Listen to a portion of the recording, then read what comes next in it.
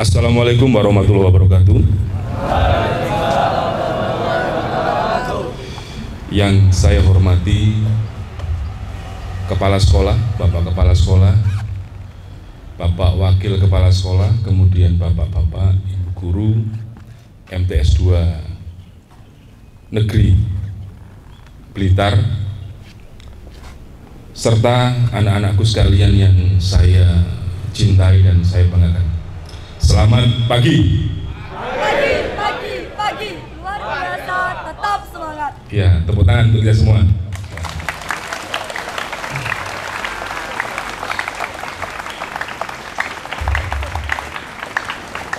Alhamdulillah, pagi ini kita bisa hadir dalam kegiatan apel Duta Anti Bullying di wilayah Polsek Talun. Maksud dan tujuan kami dari Polsek Talun untuk mengapelkan para siswa-siswa, ya, mulai dari SD sampai SMA, ini terkait dengan situasi sekarang yang kami nilai sudah sangat mengkhawatirkan dengan banyaknya kasus, dengan banyaknya kejadian yang menimpa siswa-siswa khususnya di wilayah Kabupaten Blitar ini, sehingga tercetus ide dari kami untuk mengapelkan seluruh siswa. Nah, tujuan apel ini adalah menerima petunjuk, arahan ataupun instruksi dari pemimpin apel tentang hal-hal yang perlu diketahui dan dilaksanakan. Yang pertama, anak-anakku sekalian, kami mengharapkan ini ulangi sekali lagi, ini adalah kedua kali kunjungan saya ke MTS ini. Kemarin kunjungan yang sebelumnya kami sempat melaksanakan kegiatan penyuluhan juga tentang bullying, ya, tentang kekerasan, tindak kekerasan kepada anak. Dan sekarang kami apelkan kembali, tujuannya untuk mengingat semakin meningkatnya kejadian tindak pidana ataupun kenakalan-kenakalan remaja di wilayah Talun ini yang perlu kita antisipasi. Salah satu bentuk antisipasi adalah seperti ini, melaksanakan kegiatan apel dan sosialisasi dengan harapan kegiatan belajar mengajar kalian ini bisa berjalan dengan baik dan lancar tanpa ada gangguan. Kemudian Duta Anti Bullying ini adalah suatu perwakilan, ya. Kalian Bapak harapkan menjadi contoh kepada sekolah-sekolah lain, di mana sekolah ini kami harapkan zero bullying, tidak ada laporan, tidak ada tindakan perilaku bullying yang sampai terdengar di masyarakat, bahkan di media sosial, ya. Karena kalian tahu betapa dahsyatnya media sosial ini, ya, untuk menyebarluaskan berita-berita yang ada di masyarakat, ya. Untuk itu Pak Indra selaku Kapolsek, selaku penanggung jawab keamanan dan ketertiban di wilayah Talun, mengharapkan jangan lagi ada tindakan bullying. Tindakan bullying ini banyak, mulai dari verbal, ya, kata-kata, mengolok-olok temannya, mungkin ada temannya yang mendapatkan atau mempunyai kekurangan fisik, ya. Ini jangan sampai terjadi. Kemudian perbuatan fisik, memukul, menendang, sampai menganiaya, ini tidak diperbolehkan. Beberapa kasus yang terjadi di wilayah Blitar, ya, Yang terakhir adalah di pondok pesantren di Sutojayan, ya. Seorang anak dikeroyok seniornya berjumlah 17 orang. Ya, sampai sekarang prosesnya tetap berjalan.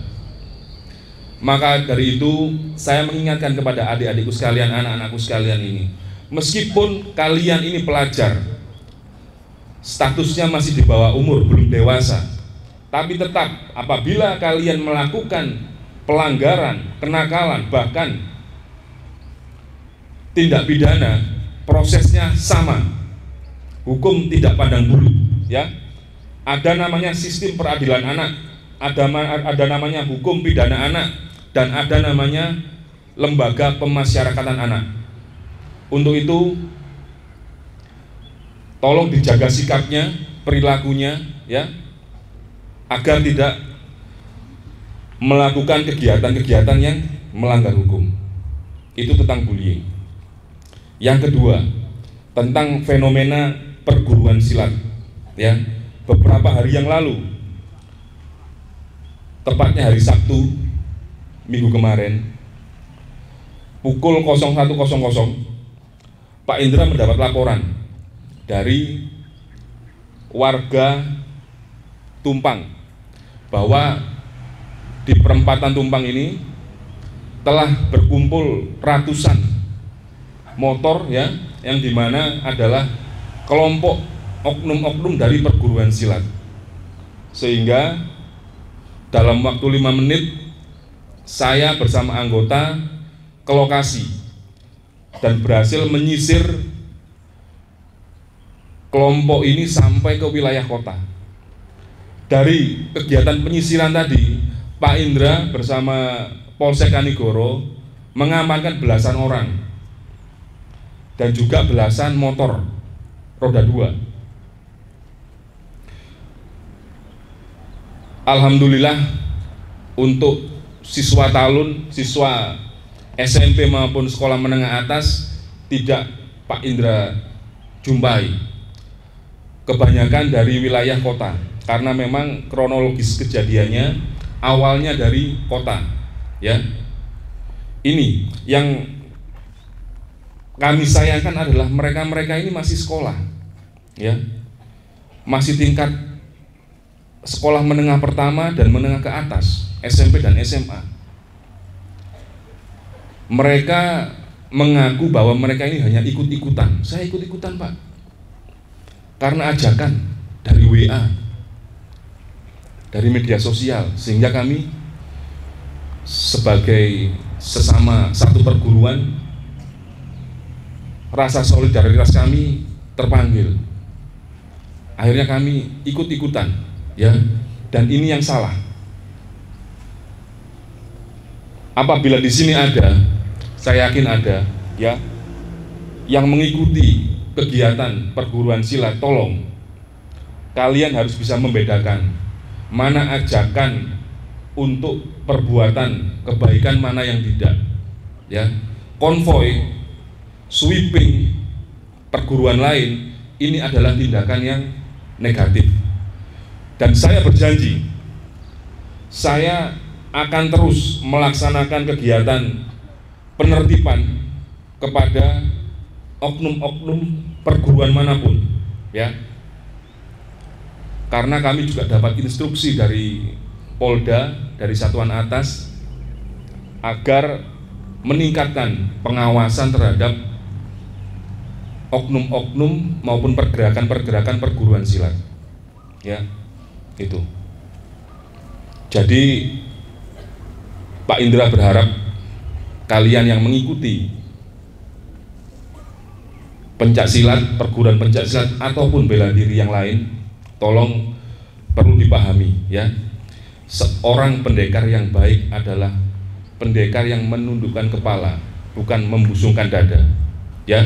Itu artinya apa? Kalian kalau punya ilmu bela diri jangan dipamerkan. Jangan digunakan untuk menakut-nakuti, untuk mengancam temannya, untuk membuli temannya, jangan, ya. Itu namanya pengecut, itu namanya. Enggak ada, bukan punya jiwa pendekar, ya. Itu misalnya kalau murid saya seperti itu, sudah saya jungkir balikan itu nanti, ya. Saya nggak ingin punya murid seperti itu, karena nilai-nilai luhur perguruan persilatan itu bukan seperti itu, ya.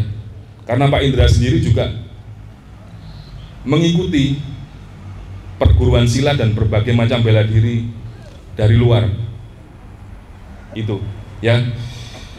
Jadi anak-anakku sekalian, untuk